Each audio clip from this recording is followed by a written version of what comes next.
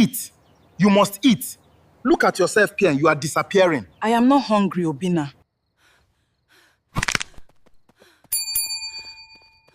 The heavy rope burned Adana's palms as it stopped dead. The bucket was stuck halfway down the deep, dark shaft of the compound's old well. She pulled hard. It did not move. It felt terribly heavy, too heavy for water. She leaned over the cold stone edge, trying to see past the shadows. Then, a whisper drifted up from the blackness. Adana. She froze. It was not an echo. An echo bounces off stone. An echo is empty. This voice breathed. It sounded like a woman trying to speak through a throat full of wet mud. Adana. Adana dropped the rope. The bucket plummeted, but there was no splash. Just a sickening, soft thud, like wood hitting wet meat. Adana backed away from the well, her heart hammering against her ribs, and ran into the house. Adana had only been in Obina's compound for 3 months. She was his second wife. She had grown up with nothing, surviving on roasted corn and empty promises. When Obina, a man 20 years older, with the largest yam barns in the village and a roof made of expensive corrugated iron, asked for her hand, her family did not hesitate. Adana did not hesitate either. Wealth buys a lot of comfort.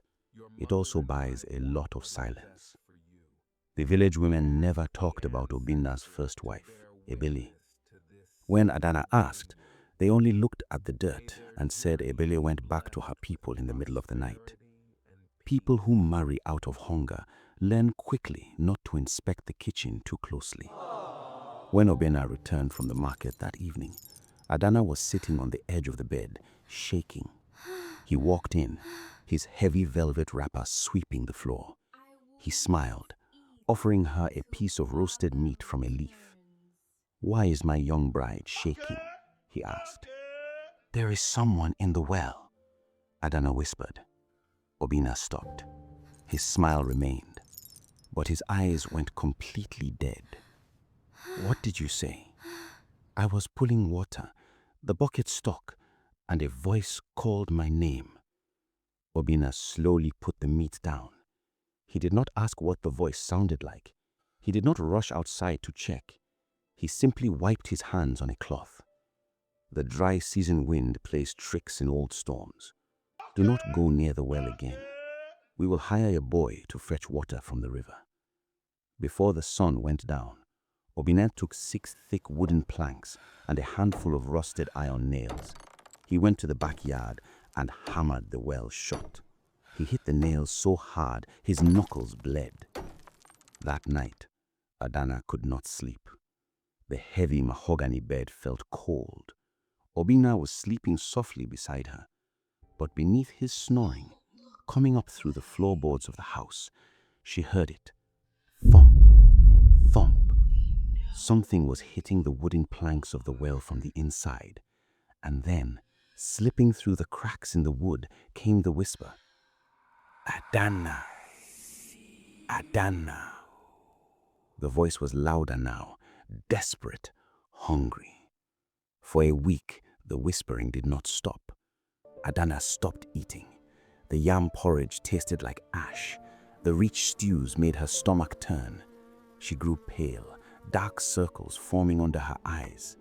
Obina noticed. He did not show sympathy. He showed anger. "Eat," he commanded one evening, slamming a bowl of heavy pounded yam and egusi soup in front of her. "I am not hungry, Obina." "You are growing thin," he snapped, his voice rising in panic. "You must eat. You cannot be thin." He stood over her until she swallowed every bite. He watched her swallow. It did not feel like a husband caring for his wife. It felt like a farmer inspecting livestock. 2 nights later, the moon was full and bright. Adana woke up covered in cold sweat. The house was completely silent. Obina's side of the bed was empty. She stood up, her bare feet silent on the floorboards. She crept down the dark hallway towards the back door. It was slightly open, letting in a sliver of silver light. She peeked through the gap. Obina was standing by the well. He held a heavy iron crowbar in his hands. He had pried the wooden planks off. A terrible, rotting smell flooded the yard. It smelled like stagnant river water and old blood. From deep inside the open hole, the wet, choking voice called out, "Adana! Adana!" Adana covered her mouth with both hands to trap her own scream. Obina did not step back. He leaned over the dark abyss. "I told you to be patient," Obina whispered down into the well. Adana stopped breathing. "I am feeding her," Obina continued, his voice tight with stress. "She stopped eating, but I am forcing her. By the new moon festival, she will be heavy enough for you." From the depths of the well, the voice gurgled, "I am thirsty, Obina." Obina said, "I know. You promised me 10 years more harvest for the first wife. Ebeli kept the barns full. The deal was 7 years. Why are you greedy?" The well did not answer. It only whispered one word, "Adana." Behind the door, Adana felt the world spin. The voice in the well was not a demon trying to haunt her. It was the river deity that gave Obina his wealth. His massive yam barns, his corrugated iron roof, his silk wrappers. They were not bought with hard work. They were bought with blood. Ebele did not run away in the middle of the night. She was thrown down the well, and now the water spirit wanted its next meal. Adana took a step back. She needed to run. She needed to reach the village square. But her foot caught the edge of a clear water pot.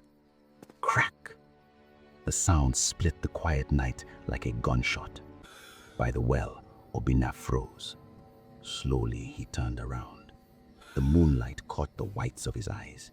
He saw her standing in the doorway. The mask of the loving, wealthy husband fell away completely. What was left was a desperate, terrified man who was about to lose everything. "You should be in bed, my wife," Obina said.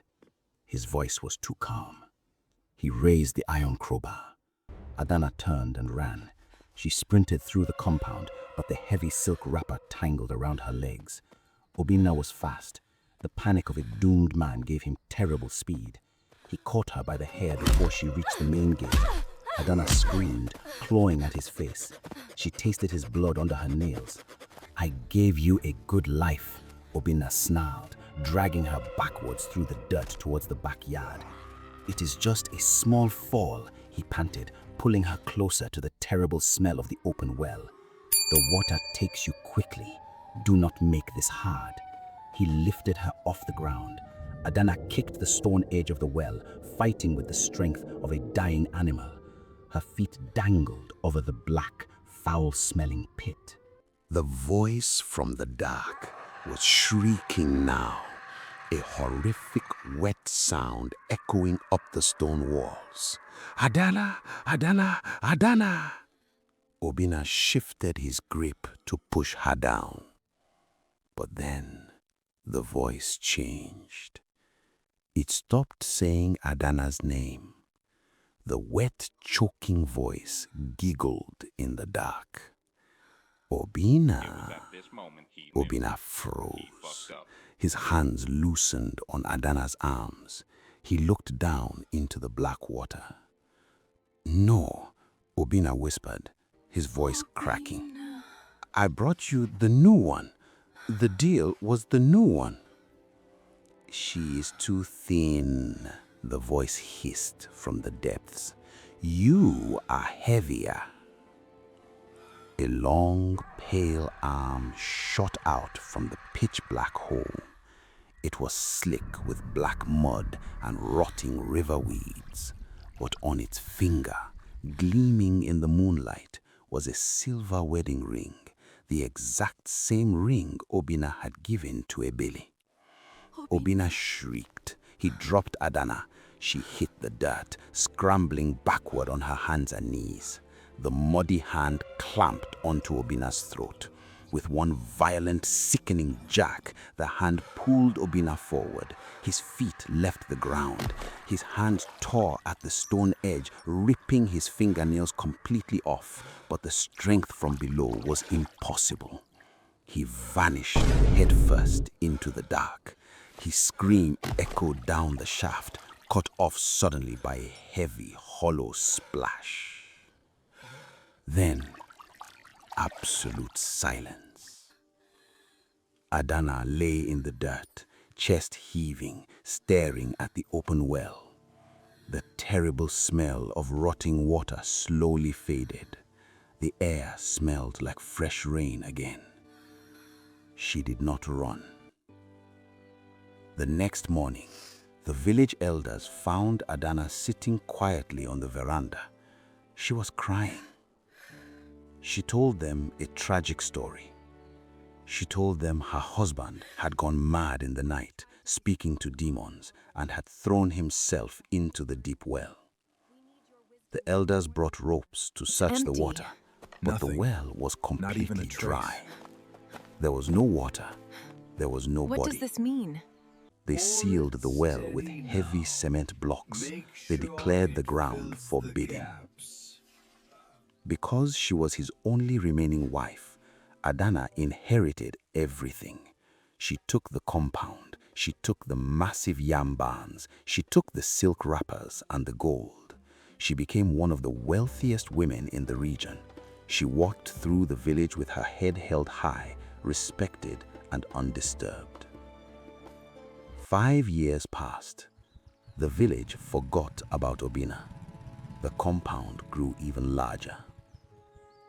One evening, during the peak of the dry season, a young servant girl Adana had recently hired came running into the house.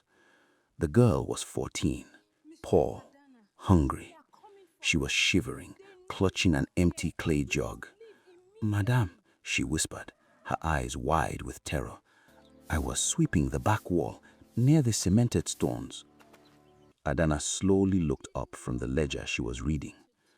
"And?" Adana asked softly. I heard a voice," the girl cried. "It sounded like a man drowning. Madame, the stones called my name." Adana stared at the frightened girl for a long time. The room was perfectly quiet. Slowly, a warm, comforting smile spread across Adana's face. She stood up, walked to the table, and poured a large bowl of rich, heavy yam porridge. She placed a thick piece of meat on top. She brought the bowl to the shivering girl. "Do not worry about the wind, my child," Adana whispered, stroking the girl's hair. "Sit down. Eat. You are getting too thin."